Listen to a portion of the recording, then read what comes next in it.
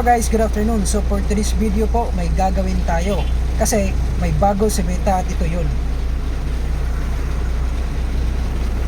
So ang gagawin po natin guys ay mag-a-apply tayo sa ating in-stream ads. So let's go. So ang gagawin po natin guys ay punta po tayo sa ating Facebook page. At i-click lang po itong Facebook profile logo. At dito guys may makikita tayong professional dashboard.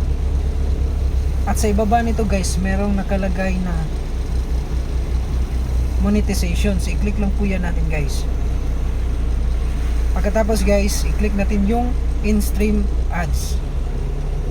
So ang ibig sabihin guys ay pwede tayong mag-apply kay Meta kahit hindi pa siguro natin na-meet yung criteria.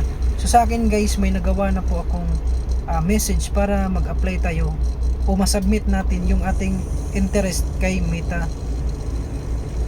So ilalagay ko lang po ito sa ating comment section. So ang nilagay ko po yan guys,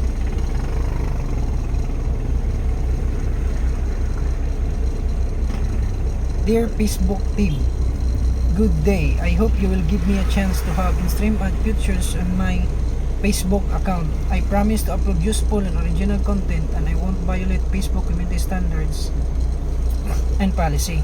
So, ganito guys, pag i-click po nyo itong submit interest, ay pwede na po tayong mag-apply at mag-aantay lang po tayo kay Meta kung kailan niya ma-approve yung ating application. So ayan guys, nasend na po natin ang ating application or ating interest message para sa pagkuha ng ating in-stream ads. So yan lang po ang aking may tuturo sa ngayon at maraming salamat. Bye bye.